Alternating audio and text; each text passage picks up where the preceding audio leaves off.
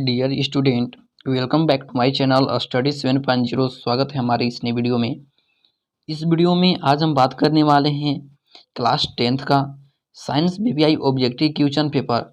यह जैक द्वारा जारी किया गया मॉडल पेपर है। ठीक है स्टूडेंट, तो आपको इस जो भी क्वेश्चन है सारे क्वेश्चन को अच्छे से पढ़ लेना है। यह जैक द्वारा जारी किया गया क्वेश्चन है जो कि आपके एग्जाम में पूछे जा सकते हैं। तो स्टूडेंट, यदि आप हमारे यूट्यूब चैनल पर पहली बार आए हैं तो हमारे चैनल को सब्सक्राइब कर लें। तो चलिए हम क्वेश्चन शुरू करते हैं। क्वेश्चन नंबर फर्स्ट, रक्त किसके कारण लाल दिखाई देता है? रक्त किसके कारण लाल दिखाई देता है? जब आप देखते होंगे जो हम ब्लड होता है, ब्लड रेड कलर का दिखाई देता है, उसके पीछे क्या कारण है?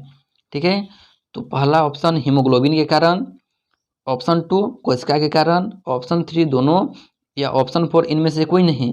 तो रक्त जो है स्टूडेंट वो हीमोग्लोबिन के कारण लाल दिखाई देता है। किसके कारण दिखाई देता है?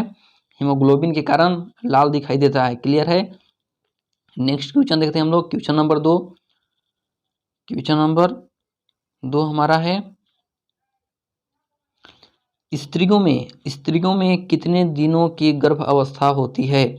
स्त्रियों में कितने दिनों की गर्भ अवस्था होती है? क्लियर है? तो यहाँ से हम देख लेते हैं। ऑप्शन नंबर ए 8 महीना, ऑप्शन 2 14वें दिन, ऑप्शन 3 9वें महीने, और ऑप्शन 4 9वें महीने 10 दिन। तो हमारा राइट आंसर हो जाएगा 9वें महीने 10 दिन। कितने दिन की गर्भ अवस्था होती है? 9वें महीने 9 महीना 10 दिन के। क्लियर है? नेक्स्ट क्वेश्चन को देखते हैं। क्वेश्चन 3 हमारा है, परागन क्या है? परागन क्या है? ठीक है, आप सुने होंगे परागन कहाँ पे पाया जाता है? परागन पेड़ पौधों में पाया जाता है। तो ऑप्शन पहला है लघु बीजाणु, ऑप्शन 2 दीर्घ बीजाणु, ऑप्शन 3 नर युग्मक, और ऑप्शन 4 मादा युग्मक। तो परागन जो है परागन दीर्घ बीजाणु है। परागन क्या है? दीर्घ बीजाणु है। तो ऑप्शन 2 हमारा सही हो जाएगा, दीर्घ बीजाणु। इसके बाद next question number 4। Question number 4, मनुष्य में यूरिया का निर्माण कहाँ होता है? मनुष्य में यूरिया का निर्माण कहाँ होता है? हमारे पास 4 ऑप्शन है, रक्त में, मांसपेशियां में, यकृत में, वृक्क में। तो यूरिया का निर्माण यकृत में होता है। ऑप्शन नंबर 3 हमारा राइट हो जाएगा, यकृत में। क्लियर है? अगला क्वेश्चन वो देखते हैं। क्वेश्चन नंबर 5, प्रकाश के परावर्तन के कितने नियम होते हैं? प्रकाश के परावर्तन के कितने नियम होते हैं? ऑप्शन ए 2, ऑप्शन 3, ऑप्शन 2 है मेरा 3, और ऑप्शन 3 है 4, और ऑप्शन 4 है कोई नहीं। तो आपको पता होना चाहिए कि प्रकाश के परावर्तन के 2 नियम होते हैं। प्रकाश के परावर्तन के 2 नियम होते हैं, आपतित किरण, परावर्तित किरण तथा आपतन बिंदु खींचे गए अभिलंब तीनों एक ही तल में होते हैं, और आपतन कोण सदैव परावर्तन कोण के बराबर होते हैं। ये हमारी प्रकाश के परावर्तन के 2 नियम हैं, और ये राइट आंसर हो जाएगी ऑप्शन नंबर 1 2। ठीक है, नेक्स्ट क्वेश्चन देखते हैं। क्वेश्चन नंबर 6, किस वर्ण का तरंग दैर्घ्य सबसे अधिक होता है? किस वर्ण का तरंग दैर्घ्य सबसे अधिक होता है? पहला ऑप्शन है हमारा लाल वर्ण, बैगनी, पीला, कोई नहीं। तो सबसे अधिक होता है लाल रंग का। लाल वर्ण का तरंग दैर्घ्य सबसे अधिक होता है, और सबसे कम आपसे पूछ दे तो होता है बैगनी का। किसका होता है? बैगनी का सबसे कम होता है। क्लियर है? अगला क्वेश्चन हम देखते हैं। क्वेश्चन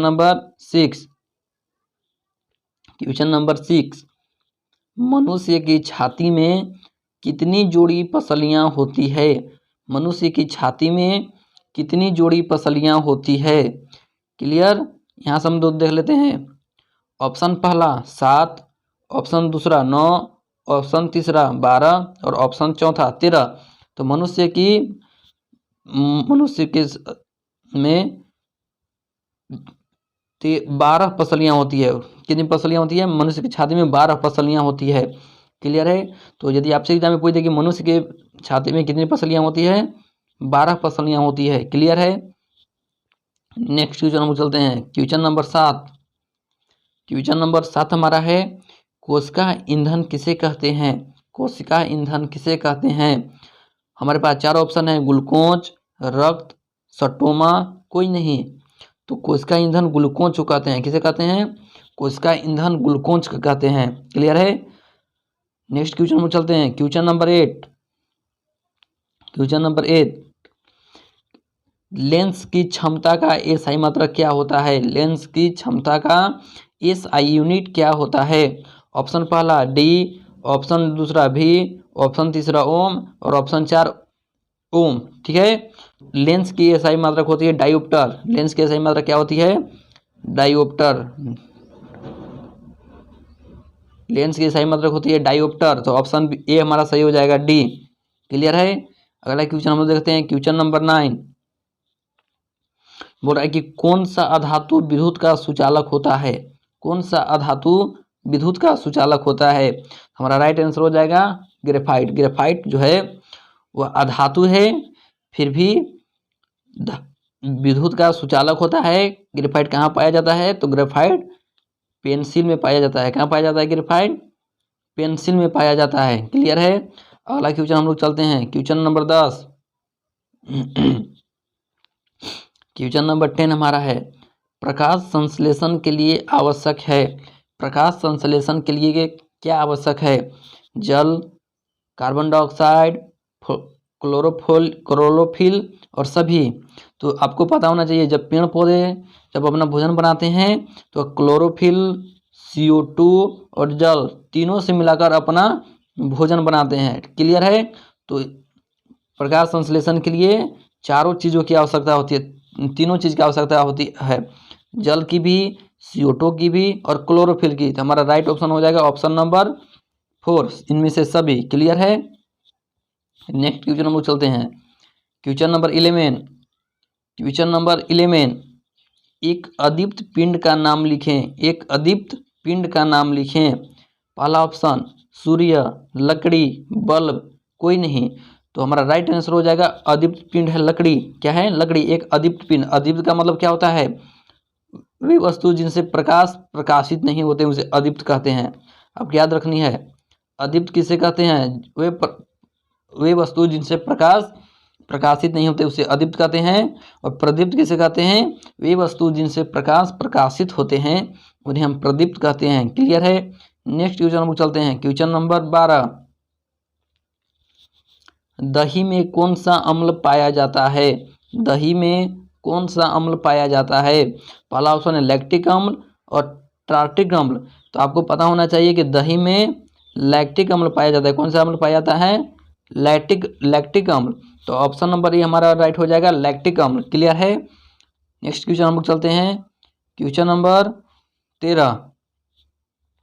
क्वेश्चन नंबर 13, आयोडीन को एथेनॉल में मिलाने पर क्या बनता है? आयोडीन को एथेनॉल में मिलाने पर क्या बनता है? जब आयोडीन को हम लोग जब एथेनॉल में मिला देंगे तो कौन सी पदार्थ बनेगा? पहला टिंचर, एस्टर, आइसोप्रीन, कोई नहीं। तो हमारा राइट आंसर हो जाएगा टिंचर। ठीक है? आयोडीन को जब एथेनॉल में मिलाएंगे हमारा जो पदार्थ बनेगा वो बनेगा टिंचर। क्लियर है? इसके बाद next question, question number 14। Question number 14, मनुष्य में कितने कोष्ठ पाए जाते हैं? मनुष्य के शरीर में कितने कोष्ठ पाए जाते हैं? पहला ऑप्शन 4, 5, 6, 12। मनुष्य के शरीर में 4 कोष्ठ पाए जाते हैं। कितने कोष्ठ पाए जाते हैं? 4 कोष्ठ पाए जाते हैं। ऑप्शन नंबर 1 हमारा राइट हो जाएगा। ऑप्शन नंबर 4 हमारा राइट हो जाएगा। क्लियर है? नेक्स्ट क्वेश्चन हम लोग चलते हैं। क्वेश्चन नंबर 15, किस लेंस को अपसारी लेंस कहते हैं? किस लेंस को अपसारी लेंस कहते हैं? हमारे पास 4 ऑप्शन है, उत्तल लेंस, अवतल लेंस, समतल दर्पण और ऑप्शन 4 अवतल दर्पण। तो आपको पता होना चाहिए कि अवतल लेंस को अपसारी लेंस कहते हैं। अवतल लेंस को क्या कहते हैं? अपसारी लेंस। और यदि यहाँ से आपसे पूछ दे कि किस लेंस को अभिसारी लेंस, अभिसारी लेंस किसे कहते हैं? तो उत्तल लेंस को हम लोग कहते हैं अभिसारी लेंस। क्लियर है? अभिसारी लेंस हम लोग कहते हैं उत्तल लेंस को और अवतल लेंस को हम लोग कहते हैं अपसारी लेंस। क्लियर है? अगला क्वेश्चन हम लोग देखते हैं। Question number 16। क्वेश्चन नंबर 16, किस धातु को चाकू से काटा जा सकता है? वैसी कौन सी धातु है जिन्हें हम चाकू से काट सकते हैं? ऑप्शन पहला सोडियम, लोहा, हीरा, सभी को। ठीक है, तो आपको पता होना चाहिए कि सोडियम को हम लोग चाकू से काट सकते हैं, तथा आपसे एक भी सवाल और आ सकता है कि कौन से धातु को मिट्टी के तेल में डुबा कर रखते हैं? तो सोडियम और पोटेशियम को मिट्टी के तेल में डुबा कर रखते हैं। क्लियर है? अगला क्वेश्चन हम लोग देखते हैं, क्वेश्चन नंबर 17। क्वेश्चन नंबर 17, प्रतिरोध का एसआई मात्रक होता है। प्रतिरोध का एसआई मात्रक होता है। ऑप्शन पहला ओम, जूल, वाट, शक्ति। तो प्रतिरोध का एसआई मात्रक ओम होता है। क्या है? प्रतिरोध का एसआई मात्रक ओम होता है। तो जो विद्युत धारा के प्रवाह में रुकावट डालता हो उसे हम लोग प्रतिरोध कहते हैं, रेसिस्टेंस कहते हैं। क्लियर है? अगला क्वेश्चन हम लोग देखते हैं, question number 18। Question number 18, silica में कौन सा अम्ल पाया जाता है? सिलिका में कौन सा अम्ल पाया जाता है? ट्राइटिक अम्ल, लैक्टिक अम्ल, HCl, एस्टिक अम्ल। तो सिरका में, दारू में ट्राइटिक अम्ल पाया जाता है। कौन सा अम्ल पाया जाता है सिरका में? ट्राइटिक अम्ल पाया जाता है। क्लियर है? नेक्स्ट क्वेश्चन में देखते हैं, question number 19। Question number 19, ammeter को किस क्रम में जोड़ा जाता है? एमीटर को किस क्रम में जोड़ा जाता है? ठीक है, और यहाँ से आपसे पूछ दे कि एमीटर को कैसे दर्शाया जाता है, तो एमीटर का दर्शाने का यह फॉर्मूला, इसका यह चिन्ह है। एमीटर को इस तरह से प्रदर्शित किया जाता है। क्लियर है? एमीटर को किस क्रम में जोड़ा जाता है? श्रेणी क्रम में, समानांतर क्रम में, दोनों क्रम में, कोई नहीं। तो एमीटर को हम लोग श्रेणी क्रम में जोड़ रहे हैं और वोल्ट मीटर को हम लोग समानांतर क्रम में जोड़ते हैं। क्लियर है? यदि आपसे पूछे कि वोल्ट मीटर को किस क्रम में जोड़ते हैं, वोल्ट मीटर को समानांतर क्रम में जोड़ते हैं। Clear? Next question, question number 20, focus दूरी वक्रता त्रिज्या की होती है। फोकस दूरी वक्रता त्रिज्या की होती है। पहला ऑप्शन दुगनी, आधी, तिगुनी, कोई नहीं। तो फोकस दूरी वक्रता त्रिज्या की आधी होती है। कितनी होती है? आधी होती है। फोकस दूरी वक्रता त्रिज्या की आधी होती है। क्लियर है? नेक्स्ट क्वेश्चन में चलते हैं, क्वेश्चन नंबर 21। क्वेश्चन नंबर 21, स्पष्ट दर्शन की न्यूनतम दूरी होती है। स्पष्ट दर्शन की न्यूनतम दूरी होती है 25 मीटर, 25 सेंटीमीटर, -25, कोई नहीं। तो आपको पता होना चाहिए कि स्पष्ट के लिए 25 सेंटीमीटर न्यूनतम दूरी होती है। कितनी होती है? 25 सेंटीमीटर दूरी होती है। तो ऑप्शन नंबर सेकेंड हमारा राइट हो जाएगा, 25 सेंटीमीटर।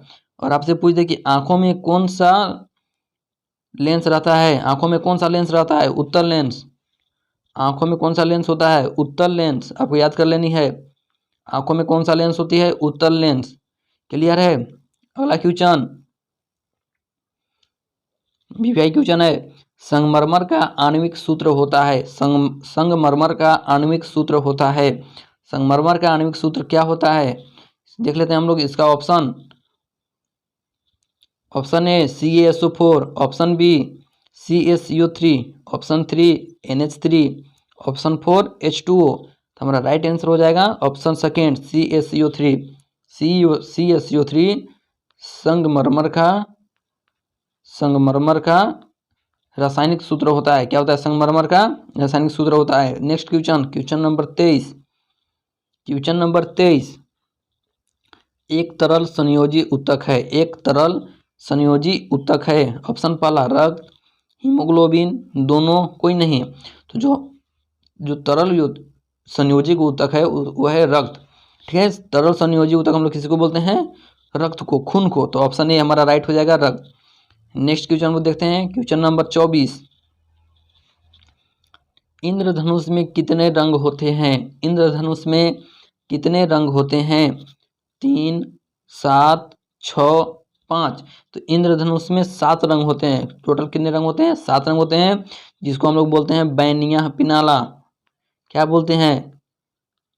बैनिया पिनाला, यहीं से आप इसको जान सकते हैं, बैगनी, नीला, ऑरेंज, हरा।